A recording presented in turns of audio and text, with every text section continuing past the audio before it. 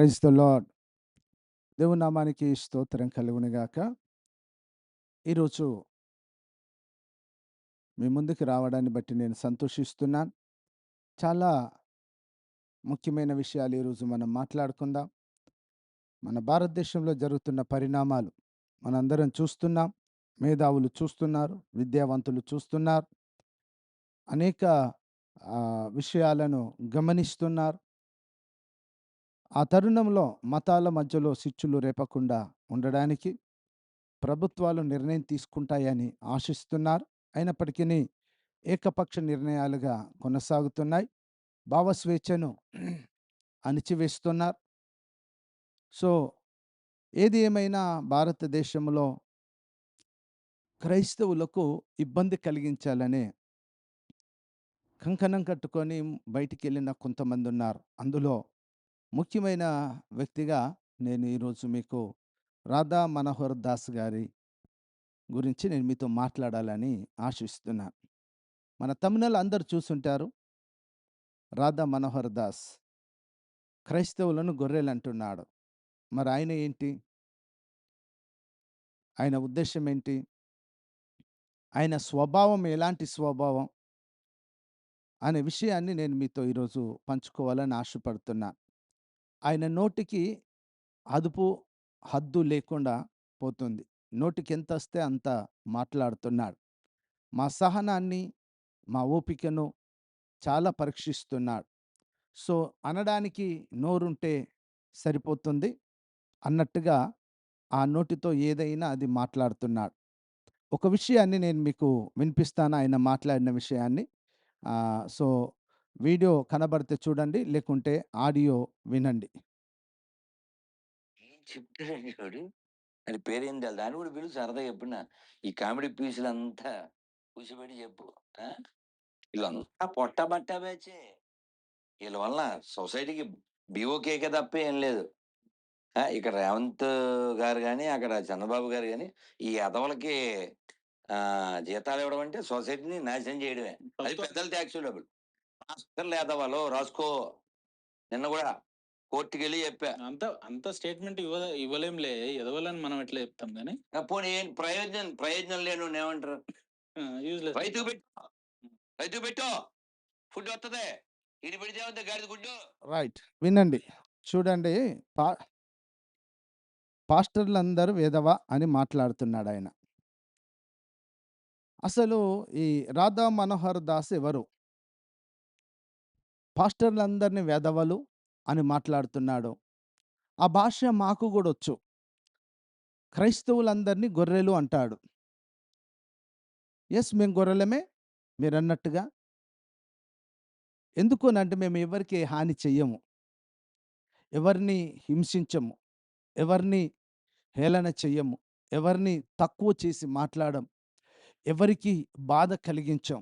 మేం బాధపడినా, మేం కష్టపడినా, మా పైన నిందలేసినా, మమ్ములను హింసించినా, మమ్ములను కొట్టినా, మమ్ములను తిట్టినా, మేము మంచి మనసుతో, అంటే గొర్రెలు ఎవరికీ హాని చెయ్యనట్టుగా క్రైస్తవులుగా మేము ఎవరికీ హాని చేయకుండా ఉంటాం.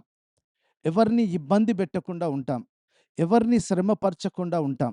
మా క్రైస్తవులకు ఉన్నటువంటి ఒక లక్షణం ఏంటి అనంటే, ఒక గుణం ఏంటంటే, మా బైబిలు, మా యేసుక్రీస్తు ప్రభు మాకు నేర్పించింది ఏంటంటే, నిన్ను వలె నీ పొరుగు వారిని ప్రేమించమని నేర్పించారు. మేము ప్రేమను నేర్పిస్తున్నాం.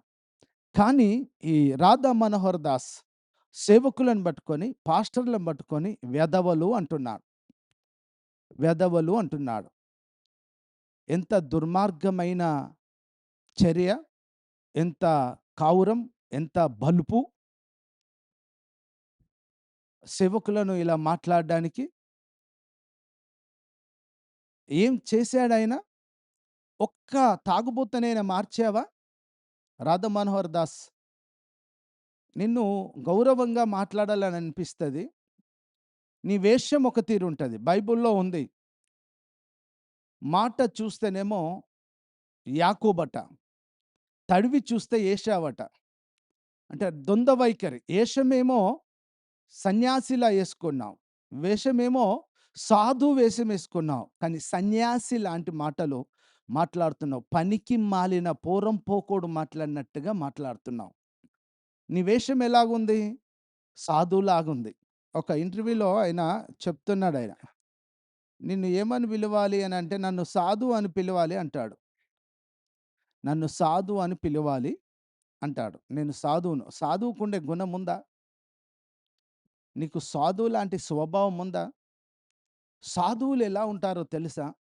ఎవ్వరికీ హాని చేయరు. ఎవరిని తులనాడరు. ఎవరిని హేళన చేయరు. ఎవరిని తక్కువ చేసి చూడరు. నీవు సాధువు అని నువ్వు చెప్పుకోవడానికి సిగ్గుచేటు, నువ్వు సాధువు అని చెప్పుకుంటానికి. చెప్పుకోకు అలా. నువ్వెలాంటి వ్యక్తివంటే, బైబిల్‌లో ఒక మాట రాయబడుంది. గొర్రె చర్మం కప్పుకున్న తోడేలు అని. నీవు సాధువు బట్టలేసుకున్న సన్యాసివి. మతాల మధ్యలో చిచ్చులు పెట్టి, మనుషుల మధ్యలో చిచ్చులు పెట్టి, మతం అనే మత్తును అనేకులకు ఇస్తూ, ఒక సన్మార్గంలో ఉన్న బిడ్డలను ద్వేష మార్గంలోకి నడిపిస్తున్న క్రూరుడివి నువ్వు. నిన్ను సన్యాసి అనాలా? నిన్ను సాధువు అనాలా? అని ఒక ఇంటర్వ్యూలో అడుగుతున్నప్పుడు ఆయన అంటాడు, నన్ను సాధు అనండి, నేను సాధువును అని అంటాడు. ఆ సాధు స్వభావం ఉందా మీకు? మమ్మల్ని గొర్రెలు అంటున్నాం, మరి నిన్నేమనాలి? నీ స్వభావమేమో, నీ బట్టలేమో, నీ వస్త్రధారణేమో సాధువు వస్త్రధారణ వేసుకున్నావు. నీ స్వభావమేమో పంది స్వభావం. పంది బురదలో పొర్రి బయటికచ్చి ఇలా దులిపితే అందరి మీద పడతది. చుట్టుపక్కల అంతా పడతది. అట్లాంటి ఒక స్వభావం నీది. ఒక మనిషిని మనిషిగా చూడకుండా మతం అనే ఆ క్రూరత్వముతో మనుషుల మధ్యలో విభేదాలు పుట్టిస్తున్న ఒక క్రూరమైన జంతువు నువ్వు. నిన్ను మనిషి అనడానికి కూడా వీల్లేదు. పశువులకు ఇచ్చే విలువ మనుషులకు ఇవ్వకుండా చేస్తున్న ఒక భయంకరమైన వ్యక్తివి నువ్వు. నువ్వు సాధువు గాదు. నేను సాధువు అని ఎక్కడ చెప్పుకోకు. నువ్వు సన్యాసివి. సన్యాసి. కొంతమందిని వారి వారి స్వభావాలను బట్టి వాళ్ళని ఇలా పిలుస్తా ఉంటారు. ఏంది వీడు గాడిదలా ఉన్నాడు అని అంటాడు. అంటే ఏం పని చేయకుండా ఆ! ఊర్ల మీద బడి తిరుగుతా ఉంటారు. ఈడు కుక్క అలా తిరుగుతున్నాడు అని అంటారు. నువ్వు అలా తిరుగుతున్నావు. నువ్వు అలా విభేదిస్తున్నావు. గాడిద స్వభావం ఉంది నీలో. కుక్క స్వభావం ఉంది నీలో. పంది స్వభావం ఉంది నీలో. మనిషికి ఉండేటువంటి ఏ ఒక్క మంచి గుణము నీలో లేదు. రాధా మనోహర్ దాస్. మనిషికి ఉన్నటువంటి ఏ ఒక్క లక్షణం నీలో లేదు. మనుషులను మనుషులుగా చూసేటువంటి మానవత్వం ఉన్న మనిషివి నువ్వు కాదు. నువ్వు సాధువు అని చెప్పుకుంటున్నావు. చూస్తున్నాను. ఈరోజు మీ ముందుకు రావడానికి కారణం ఏందంటే, మత విద్వేషాలు రేపొద్దు. మనుషులను మనుషులుగా చూడాలి. ఆర్టికల్ 15 ప్రకారం కులాన్ని బట్టి గాని, వర్గాన్ని బట్టి గాని, లింగాన్ని బట్టి గాని, లింగ భేదాన్ని బట్టి గాని, కలర్‌ని బట్టి గాని మనుషులను విమర్శించకూడదని ఆర్టికల్‌లో ఉంది. మరి నువ్వు రాజ్యాంగానికి విరోధంగా మాట్లాడుతున్నావు. నువ్వు రాజ్యాంగ విరోధమైనటువంటి కార్యాలు చేస్తున్నావు. మతాల మధ్యలో చిచ్చులు పెట్టే భయంకరమైన మాటలు మాట్లాడుతున్నావు. సనాతన ధర్మాన్ని కాపాడుకుందామని గొప్పగా చెప్పుకుంటున్న పవన్ కళ్యాణ్ గారు మొన్న ఒక స్టేట్మెంట్ ఇచ్చారు. మతాల మధ్యలో చిచ్చు పెట్టే మాటలు మాట్లాడితే ఊరుకోము అని. సరి అయిన చర్యలు తీసుకుంటామని. మరి రాధా మనోహర్ దాస్ గారు మాట్లాడుతున్న మాటలు మీ చెవికి వినబడట్లేదా? ఎందుకు ఆయన పైన మత విద్వేషాలు లేపుతున్నప్పటికిని క్రైస్తవులను గొర్రెలు అంటాడు, మరియ తల్లిని వ్యభిచారి అంటాడు, బైబుల్‌ను బొకడా బైబుల్ అంటాడు, పాస్టర్లను వేస్ట్‌గాన్లు అంటాడు. ఇలాంటి మూర్ఖుడు మీ కళ్ళకి కనిపించట్లేదా పవన్ కళ్యాణ్ గారు? మీ ఆంధ్రాలో బాగా తిరుగుతున్నాడు గదా! ఆంధ్రాలో చాలా ప్రాంతాలలో ఇలాంటి విద్వేషపూరితమైనటువంటి ప్రసంగాలు చేస్తున్నాడు గదా! ఏమనాలి మరి? మీ ప్రభుత్వం ఏం చేస్తుంది? ప్రశ్నించే గొంతులను మాత్రం నొక్కి పడతారు, అరెస్టులు చేస్తారు, స్టేషన్‌లలో వేస్తారు. మొన్న 28వ తారీఖు అనుకుంటా, ఆంధ్రాలో దళిత క్రైస్తవుల గురించి ఓ మీటింగ్ పెడితే మీరన్న మాటల్ని మాట్లాడినటువంటి ప్రశ్న రావణ్ గారిని అరెస్ట్ చేశారు. 2 కేసులు పెట్టారు. 2 కేసులకు బెయిల్ వచ్చింది. ఇవి తప్పుడు కేసులని కోర్టు గ్రహించి ఆయనకు 2 కేసుల్లో బెయిల్‌నిచ్చారు. రాధా మనోహర్ దాస్ గారి పైన కేసు పెడితే 24 గంటల్లో విత్‌డ్రా చేయించారు. ఆయన అలా ఆ విద్వేషపై పూరితమైన మాటలు కాదు అని.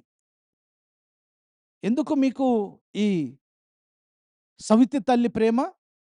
క్రైస్తవుల ఓట్లో మీకు వేయలేదా? క్రైస్తవుల ఓట్లతో గెలవలేదా? ఎలక్షన్‌లకు ముందొచ్చి కడుపులో తలబెట్టారు గదా! సో, మీదొకలాంటి పాలన. హిందువులకే స్వేచ్ఛ భారతదేశంలో తెలుగు 2 రాష్ట్రాలలో. ఇక ముస్లిమ్స్ గాని, క్రైస్తవులు గాని మనుషులు గాదు మీ దృష్టిలో. కేవలము మీకు ఓటు ఆ టైం వచ్చినప్పుడు మాత్రమే కడుపులో తలబెట్టి, మా కడుపులో తలబెట్టి మీ కడుపులో కత్తులు పెట్టుకొని ఉంచుకుంటారు. ఎప్పుడు అణగద్రొక్కాలా? ఎప్పుడు అణిచివేయాలా? ఎప్పుడు క్రైస్తత్వాన్ని నిర్మూలన చేయాలా? అని ఆలోచనలు చేస్తూ ఇలాంటి మాటలు మాట్లాడుతా ఉంటారు. 2 ద్వంద్వ వైఖరిలో మీ ప్రభుత్వాలున్నాయి. ప్రశ్నించిన ప్రతి ఒక్కరిపైన కేసులు. కేసులకు భయపడి ఎవరు ఉండేది లేదు. ఎవరు ఉండరు. క్రైస్తవులు ఉద్యమించాలని నిర్ణయం తీసుకొని ముందుకొస్తే పరిస్థితులు వేరే రకంగా ఉంటాయి. మీరు ఆలోచన చేయండి. ఈరోజు నేను మీ ప్రభుత్వాల గురించి మాట్లాడడానికి రాలేదు. కానీ సందర్భం వచ్చినందుకు నేను చెప్తున్నాను. దాని మీద వేరొక వీడియో చేస్తాను. కానీ రాధా మనోహర్ దాస్ గారి యొక్క సంగతి తేల్చాలి ఈరోజు. ఆయన మనిషా? పశువా? క్రైస్తవులను గొర్రెలంటాడు. పాస్టర్లను వేస్ట్‌గాళ్ళంటాడు. అప్పటికి యాంకర్ అంటాడు. అలా తీర్మానించడానికి, అలా మాట్లాడడానికి మనము సరిపోము. అలా మాట్లాడకూడదు. అంటే ఊకోవయ్యా, ఊకోవయ్యా అని అరుస్తూ పాస్టర్‌లని అలా అంటాడు. అసలు నువ్వు హిందూ అని చెప్పుకుంటున్నావు. హిందూ అనే దానికి అర్థం ఏంటో తెలుసా నీకు? హిందూ అనే దానికి కాఫీర్ అని అర్థమని జిఆర్ చిన్నస్వామి గారు చెప్పారు. తుగ్లక్ అని. మేమట్లా అనొచ్చా? మిమ్ములను మేము అలా అనొచ్చా? మేమనము. ఎందుకంటే మాకింత జ్ఞానం తెలుసు. ఇంకింత జ్ఞానం తెలుసు మాకు. మా బైబిల్ అది నేర్పించలేదు. మీ గ్రంథాలు రాధా మనోహర్ దాస్ ఏ గ్రంథాన్ని పట్టుకొని ప్రజల మధ్యలోకొచ్చి బ్రతుకుతున్నావో బిచ్చగాడిలాగా.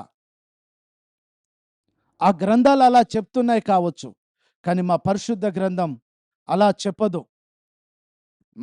మేము గొర్రెలము అంటే సాధువులం మేము. మేము సాధువులం. మేము ఎవరికీ హాని చేసేవారిం కాదు. నీ బ్రతుకులో, నీ జీవితములో ఈ ఊరూరు కుక్క తిరిగినట్టుగా తిరిగి బుక్కడు బువ్వ కొరకు తిరుగుతూ క్రైస్తవుల పైన పడి క్రైస్తవులను, ముస్లింలను అనకుండా నీకొక్క పూట భోజనం దొరకదు. ఎందుకంటే కష్టపడే తత్వం నీది కాదు. అడక్క తినే తత్వం. నీ బ్రతుకులో, నీ జీవితములో ఇప్పటి వరకు ఒక త్రాగుబోతును మార్చాను అని గిట్లా తీసుకొచ్చి సాక్ష్యం చూపెట్టు నాయనా రాధా మనోహర్ దాస్. చూడండి ఎంత నీచంగా మాట్లాడుతున్నాడో. సిగ్గు ఎగ్గు లేకుండా నేను సాధువు అని చెప్పుకుంటున్నాడు. సాధు నోటికి ఇలాంటి గలీజ్ మాటలు వస్తాయా అండి? ఇలాంటి బూతు మాటలు వస్తాయా అండి? ఇలాంటి విద్వేషాలు లేపే మాటలు వస్తాయా అండి? గురూజీ. అయితే ఇక్కడ నా ప్రశ్న ఏంటంటే అసలు మిమ్మల్ని ఈ సమాజం ఏమని పిలవడానికి మీరు ఇష్టపడతారు? హర్తారం హతారం సర్వసంపదాం లోకాభిరామం శ్రీరామం ఓ భూయో నమామ్యహం. హరే కృష్ణ కృష్ణ కృష్ణ హరే హరే హరే రామ రామ రామ హరే హరే. श्री शारदा माई की जय, श्री लक्ष्मी हयग्रीव स्वामी की जय, श्री भद्रकाली माई की जय, श्री सीतारामचंद्रमूर्ति भगवान की जय. नम पार्वती पतये हर हर महादेव. ఎలా పిలవాలా? సంస్కృతంలో నాలాంటి వాళ్ళని సాధు అని పిలవాలి. ఈరోజు ఈ పదజాలం నేను వాడుతున్నాను. వీడు అనే పదజాలాన్ని వాడుతున్నాను. ఎందుకంటే పాస్టర్లను పోరంబోకులు అంటాడు వీడు. వీడు అని ఎందుకంటున్నా అంటే ఎప్పుడు అనలే. రాధా మనోహర్ దాస్ గారని పిలిచేవాడిని. పాస్టర్‌లని వీడు అంటున్నాడు. పాస్టర్‌లు చేసిన దాంట్లో ఒక్క త్యాగం నువ్వు చేసావా నీ బతుకులో? అడక్క తినడం తప్ప. మేము గొర్రెలమే. ఎవరికి హాని చెయ్యం. ఎవరిని వ్యతిరేకించం. ఎవరి మతాన్ని మేము కించపరచం. ఎవరిని అవమానించం. ఏమండి? ఎవరిని అవమానించం మేము. అందరినీ ఒకేలా చూస్తాం. నిన్ను వలె నీ పొరుగు వారిని ప్రేమించమన్న యేసుక్రీస్తు మాటల్ని మేము అవలంబించుకొని పాటిస్తా ఉంటాం. కానీ నన్ను సాధువు అని పిలవండి అనే ఈ నీచుడు సాధువు అవుతాడా? ఏమండి? గొర్రె చర్మము కప్పుకున్న తోడేలు. ఆయన స్వభావాన్ని చూసి మేము అందులో ఇస్తాం. కామెంట్ పెట్టండి. ఆయన స్వభావం గాడిద స్వభావం అయితే గాడిద అని పిలవండి ఆయనను. కుక్క స్వభావం అయితే కుక్క అని పిలవండి. ఆయన పంది స్వభావం అయితే పంది అని పిలవండి. ఎలాంటి స్వభావం కలిగిన వ్యక్తో అలా పిలవండి ఆయనను. మేము అలా పిలువం. మమ్మల్ని గొర్రెలు, గొర్రెలు, గొర్రెలని ఈ నీచులందరూ మాట్లాడుతా ఉన్నారు. మేము గొర్రె స్వభావమే. మేము క్రూరులను, త్రాగుబోతులను, వ్యభిచారులను, హంతకులను ఒక మనుషులుగా మార్చినటువంటి దేవుని యొక్క యేసుక్రీస్తు యొక్క మాటలను ప్రకటిస్తూ మేము సాధువులుగా బ్రతుకుతున్నాం. నీలాంటి నీచుడిగా కాదు రాధా మనోహర్ దాస్. నోరు అదుపులో పెట్టుకొని మాట్లాడు. నోరు అదుపులో పెట్టుకొని మాట్లాడు. ఎన్ని రోజులు ఇలా తిరుగుతావు నువ్వు? మా అంటే నీకు వయసున్నంత కాలం తిరుగుతావు. మూలకు పడ్డ తర్వాత కుక్క కూడా దేకదు నిన్ను, నీ బ్రతుకును. ఎందుకంటే ఒక మనిషిని మనిషిగా మార్చినటువంటి మానవత్వం ఉన్న వ్యక్తివి కాదు నువ్వు. రాక్షస స్వభావము కలిగి ప్రజల మధ్యలో, అన్నదమ్ములుగా జీవిస్తున్నటువంటి క్రైస్తవులు, ముస్లిమ్సు, సిక్కులు, హిందువులు, ఆయా మతస్థుల మధ్యలో విభేదాలు సృష్టిస్తున్న నీచుడివి నువ్వు. నిన్ను ఏమనాలో ప్రజలు తేలుస్తారు. మేమేమని అనం. మీరు గోమాత అంటారు. మరి మీ తండ్రి ఎవరు అని మిమ్మల్ని మేము అడిగితే ఎలా ఉంటుంది? అది తప్పు కదా రాధా మనోహర్ దాస్. మీరన్నదాన్నే మేము అడిగితే తప్పేముండదు. కానీ మేము అడగం అలా. మేము తప్పు స్వభావం, తప్పు ఆలోచనతో మాట్లాడం మేము అలా. నువ్వు మమ్మల్ని గొర్రెలన్నా, నీచులన్నా, ఏదన్నా మేము భరించుకుంటూ పోతాం. ఎందుకనంటే మా దేవుడు మాకు అదే నేర్పాడు. మాకు ప్రేమనే నేర్పాడు. ఇంకా మేము నీ మారు మనసు కొరకు ప్రార్థన చేస్తున్నాం. నీలాంటి ఆ పశువు స్వభావం నీలో నుండి పోవాలని, మానవ స్వభావం, మనిషి హృదయం, మా రాతి హృదయం నీలో నుండి వెళ్ళి మాంసపు హృదయం నీకు కలగాలని మేము మా యేసుక్రీస్తు ప్రభువును ప్రార్థన చేస్తున్నాం. ఎందుకంటే మనుషుల మధ్యలో విద్వేషాలు లేపుతున్నాం. ఆ ఎగ్జామ్ రాస్తున్న టైంలో కూడా ఆ కమ్మలు అవి ఇవి తీసేయాలి అని ప్రభుత్వం, గవర్నమెంట్‌ను కూడా నువ్వు వ్యతిరేకిస్తున్నావు. ఏమండి? గవర్నమెంట్‌ను కూడా వ్యతిరేకిస్తున్నావు. అయినా ఈ గవర్నమెంట్ నీకే తొత్తులైపోతున్నారు. కారణం ఏందంటే ఈ మతం అనే ఒక వ్యాధి ఉంది గదా మీకు. ఆ వ్యాధిని పట్టుకొని మనుషుల్ని చంపడానికి కూడా వెనకాడట్లేదు. ప్రజలందరూ గమనించండి. దయచేసి మీకు మంచి ఒక సందేశాన్ని ఈరోజు నేను మీకు ఇవ్వాలని ఆశపడుతున్నాను. మొన్న నేను న్యూస్‌లో నేను చూశాను. 14 మంది యవ్వన బిడ్డలు. ఎవడో గోరక్ష అని పెట్టి, ఆ గోవులను రక్షించాలని పెట్టి మనుషులను చంపితే, ఒకరిని చంపి ఇద్దరిని ఆళ్ళు చనిపోకుండా బ్రతికితే ఆ బిడ్డలకు యావజ్జీవ కారాగార శిక్ష పడిందంట. అంతా వాళ్ళిప్పుడు శిక్ష పడేసరికి 14 మంది 30 సంవత్సరాల వయసున్న యవ్వన బిడ్డలు. వాళ్ళ తల్లిదండ్రులు కోర్టు ముందు పోయి ఏడుస్తూ, మా పిల్లలకి ఏమి తెలవదండి. ఈ మతం అని, ఈ గోరక్షణ అని, ఇలాంటి విద్వేషపూరితమైనటువంటి భావముతో మా పిల్లలను రెచ్చగొడితే, మా పిల్లలొచ్చారండి, వచ్చి ఇలాంటి పనులు చేశారండి. మా పిల్లల భవిష్యత్తు ఏమైపోయింది? మా బ్రతుకులు ఎలా? మమ్మల్ని ఎవరు పోషిస్తారని 14 మంది పిల్లల తల్లిదండ్రులొచ్చి ఏడుస్తున్నారండి కోర్టు ముందట. మీలాంటి విద్వేషపూరితమైనటువంటి మత విద్వేషాలను రేపే ఇలాంటి సాధు వేషం వేసుకున్నటువంటి రాక్షస క్రూర మనస్సు కలిగిన వారి మాటలు విని యవ్వన బిడ్డలందరూ వారి జీవితాలను నాశనం చేసుకుంటున్నారు. వారి జీవితాలను ఆ పోలీస్ స్టేషన్లను గడుపుతున్నారు. తల్లిదండ్రులతో, అక్కచెల్లెళ్ళతో, అన్నదమ్ములతో, భార్య పిల్లలతో సంతోషంగా, ఆనందంగా గడపవలసినటువంటి కుటుంబాలు జైళ్ళలో మగ్గుతున్నాయండి. పిల్లలకు డాడీ లేక, డాడీ జైల్లో ఉండి, పిల్లలు చదువుకోలేక ఇబ్బందుల పాలై, ఆ భార్య కష్టపడి కూలి పని చేసి 3 పూటల ఆ పిల్లలకు భోజనం పెట్టలేక ఏడుస్తున్న తల్లులు ఎంతోమంది ఉన్నారండి. ఇలాంటి మత విద్వేషాలను రేపే ఈ సాధు వేషంలో ఉన్నటువంటి క్రూరులకు తగిన బుద్ధి చెప్పండి. గవర్నమెంట్స్ మీరు కూడా ఆలోచించండి. ఇలాంటి నీచులు మాట్లాడే మాటలు. పాస్టర్లను పనికిరాని వాళ్ళు, పూరంబోకులు అంటారా? ఎక్కడ పోయిందండి మీ ప్రభుత్వం? ఎక్కడ పోయిందండి భావ స్వేచ్ఛ? ఇలా ఉండకూడదు, సనాతన ధర్మం అని ప్రకటించినటువంటి పవన్ కళ్యాణ్ మొన్ననే కదా నువ్వు చెప్పావు. మొన్ననే కదా మీరు మీడియా ముందు చదివి వినిపించారు. ఆర్టికల్ 19 చదివి వినిపించారు కదా. ఏమైంది? రాధా మనోహర్ దాస్ ఇలా మాట్లాడుతున్నాడండి. క్రైస్తవ సేవకులను త్రాగుబోతులను మార్చిన వాళ్ళం మేము, వ్యభిచారులను మార్చిన వాళ్ళం మేము, విడిపోయిన కుటుంబాలను కట్టిన వాళ్ళం మేము, తల్లిదండ్రులను పట్టించుకొని వాళ్ళను, ఆ తల్లిదండ్రుల పట్ల ప్రేమను ప్రకటించి తల్లిదండ్రులను ప్రేమించాలని పరిశుద్ధ గ్రంథంలో ఉంది అని నేర్పించిన వాళ్ళం మేము. దేశానికి విద్రోహ శక్తులుగా మారి నక్సలైట్లుగా, హంతకులుగా మారినటువంటి వారిని మార్చినటువంటి పరిశుద్ధ గ్రంథం ఇది. దాన్ని ప్రకటిస్తున్న సేవకులం మేము. మమ్ములను పోరంబోకులు అంటావా? బుద్ధుందా నీకు? జ్ఞానముందా నీకు? నువ్వు మనిషివేనా? ఒక్కసారి నువ్వు ఆలోచించుకో. మనిషి చర్మం కప్పుకున్న తోడేలువు నువ్వు. మనుషుల మధ్యలో చిచ్చులు పెట్టి మానవత్వం లేకుండా చేస్తున్న మృగానివి నువ్వు.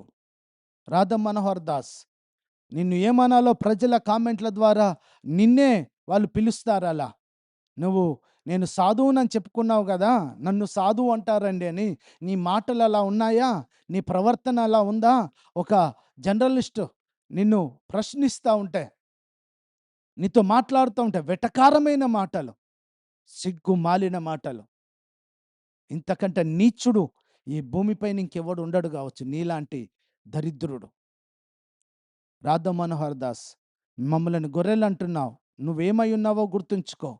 మాకు సంస్కారం ఉందండి, మాకు సంస్కారం ఉంది. మమ్మలను ఇంకా అనేక మంది ఈ మత తత్వ విభేదాలు లేపేటువంటి నీచులు, వీళ్ళు గొర్రెలు, గొర్రె పిల్లలు, గొర్రెలు అని మాట్లాడుతూ ఉంటారు. మీరు గోమాత అంటారు కదా సార్. మరి మీ తండ్రి వాళ్ళని మేము అడిగితే ఎలా ఉంటుందండి? అది మా సంస్కారం కాదు, మేము అలా అడగం సార్, మేము అలా అడగం. ఏమండి, మీరు ఎవరినైనా పూజించుకోండి, ఎలాగైనా పూజించుకోండి. ఒక సన్మార్గంలో, మంచి మార్గంలో ఉంటే చాలు. పరలోకానికి మేము మార్గాన్ని చూపిస్తున్నాం. మాది మతం కాదు, మాది మతం కాదు. ఇంటర్వ్యూ ఇచ్చుకుంటూ మాది ధర్మం అంటున్నాడు. ధర్మం అంటే ఇదేనా? ధర్మం అంటే ఏంటి? ధర్మం అంటే నీకు తెలుసా రాధా మనోహర్ దాస్? ఆ ధర్మాన్ని ప్రకటించే నీచుడివి నువ్వు. ధర్మం గురించి మాట్లాడే అర్హత నీకుందా? మాది మార్గం, మాది పరలోకానికి మార్గం. మేము ఆ మార్గాన్ని ప్రేమతో ప్రకటిస్తున్నాం. ఆ మార్గాన్ని మేము ప్రేమతో అవలంబిస్తున్నాం. ఆ మార్గాన్ని మా పైన రాళ్ళు వేసినా, మా పైన నిందలు వేసినా, మా పైన ఉమ్మి వేసినా, మమ్మల్ని కొట్టినా, మమ్మల్ని చంపినా, మమ్మల్ని ఏమి చేసినా ప్రేమతోనే ఆ పరలోక మార్గాన్ని మేము ప్రకటిస్తున్నాం. మేము నీలాగా విద్వేషాలు లేపాలంటే ఎన్నో లేపొచ్చు. అమెరికా గురించి నువ్వు మాట్లాడావు. అమెరికా గురించి ఎందుకు మాట్లాడుతున్నావు సార్ నువ్వు? చెప్పు. నీ సనాతన ధర్మం, నీ హిందుత్వం అని నువ్వు ప్రకటించుకుంటున్నావు కదా. భారతదేశంలో హిందువులు మాత్రం ఉండాలని ప్రకటించుకుంటున్నావు కదా. క్రైస్తవ దేశాలలో ఉన్న నీ హిందూ బిడ్డలందరినీ భారతదేశానికి పిలుచుకొని మాట్లాడప్పుడు. నువ్వు మాట్లాడుతున్నావా ఈ మాధ్యమాలు,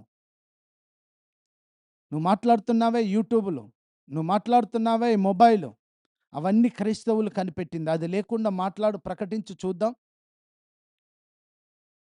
జ్ఞానం ఉండాలి. జ్ఞానం లేని అజ్ఞానివి నువ్వు. నేను సాధువునని చెప్పుకుంటున్న నీచుడివి నువ్వు. రాధా మనోహర్ దాస్, జాగ్రత్త. ఇంకొకసారి ఇలాంటి మాటలు మాట్లాడకు. మాకు తెలుసు, మాకెప్పుడో మా బైబుల్ మాకు నేర్పింది. గొర్రె చర్మం కప్పుకున్న తోడేళ్ళు మీ మధ్యలోకొస్తాయని. నువ్వు గొర్రె చర్మం అంటే సాధువు బట్టలేసుకున్న నీచుడివి నువ్వు. సాధువు అంటే ప్రేమను నేర్పించాలి. కోపాన్ని తగ్గించాలి. అహంకారాలు లేకుండా, విద్వేషాలు లేకుండా, విద్వేషాలు తొలగించే ప్రసంగాలు చేయాలి. అది సాధువుకుండేటువంటి లక్షణాలు. నీకు అందులో ఒక్కటి కూడా లేదు. అందుకే మా బైబిల్ ముందే చెప్పింది.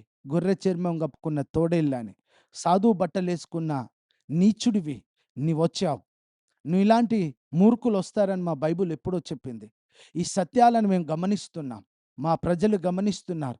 భారతదేశ ప్రజలు గూడా గమనిస్తున్నారు. నువ్వు మాట్లాడుతున్న మాటల కింద హ్మ్, మా మా నిష్ఠ కలిగినటువంటి, ప్రేమ కలిగినటువంటి మా హిందూ సహోదరులు, సహోదరీలు కామెంట్స్ పెడతారు చూడు. నీచుడా ఇలా మాట్లాడకురా నాయనా. సనాతన ధర్మం అది నేర్పించలేదు అని కామెంట్స్ పెడతారు. అయినా నీకు బుద్ధి రాదు, సిగ్గు ఉండదు. ఎందుకంటే క్రైస్తవుల పైన, ముస్లింల పైన మాట్లాడకపోతే నీకు ఒక పూట బువ్వ ఉండదు. నీకు బతుకుదేరువు లేదు నీకు. ఊరూరు తిరిగి అడుక్కుంటున్న బిచ్చగాడివి నువ్వు. మా దశమ భాగాల గురించి, దశమ భాగం అంటే ఏంటి నీకు తెలుసా? 23% అట. ఓరి నీచుడా! దశమ భాగం అంటే 10వ వంతు. ఆ తెలుగు పదం కూడా నీకు రాకపోతే ఎట్లా? నీలాంటి ఆహ్, నీచుల గురించి ఏం మాట్లాడాలి? దేవుని బిడ్డలు, భారత ప్రజలారా, భారతదేశ ప్రజలారా, 2 రాష్ట్రాల ప్రజల, 2 తెలుగు రాష్ట్రాల ప్రజలారా గమనించండి.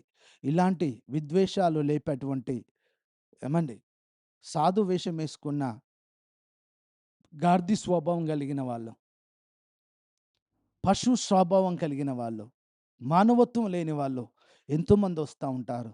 కానీ భారతదేశంలో ఉన్న ప్రజలుగా మనం అన్నదమ్ములుగా బ్రతుకుదాం. ఇన్ని సంవత్సరాలు 10, 12 సంవత్సరాలు అన్నదమ్ముల్లా బ్రతికాం. ఇప్పుడు మాత్రమే ఇలాంటి విద్వేషాలు చెలరేగుతున్నాయి. కారణం ఏంటో ఆలోచించండి. మతతత్వ పార్టీలను బొందబెట్టండి. దేశాన్ని కాపాడుకుందాం. దేశ ప్రజల్లో ప్రేమను, సమానత్వాన్ని, ఆప్యాయతను పెంచుదాం.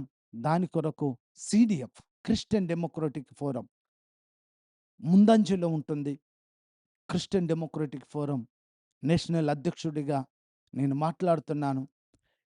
భారతదేశ ప్రజలు ప్రేమ కలిగి ఉండడానికి కావలసిన ప్రణాళికల్లో ముందంజలో సీడీఎఫ్ ఉంటుంది. మేమందరం కలిసి భారతదేశ క్షేమం కొరకు, భారత ప్రజల ఐక్యత కొరకు ఏ విధంగా మనం కలిసి వెళ్తే మన భారతదేశం బాగుంటుందో అని ప్రణాళికలు వేసుకుందాం. కలిసి వెళ్దాం. ఇలాంటి గొర్రె చర్మం కప్పుకున్న తోడేళ్ళ మాటలు వినకండి. ఇలాంటి ఆ బురదలో అప్పుడు ఎంత మంచిగా, ఎంత క్లీన్‌గా చేసి కూర్చుండబెట్టి స్నానం చేపిచ్చి, ఓ కుర్చీ మీద కూర్చుండబెడితే పంది తిరిగి మళ్ళీ బురదలో వెళ్తుంది.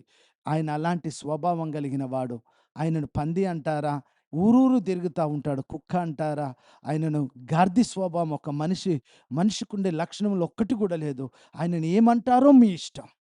కానీ ఇలాంటి సాధు వేషం వేసుకున్న సన్యాసులు వస్తా ఉంటారు.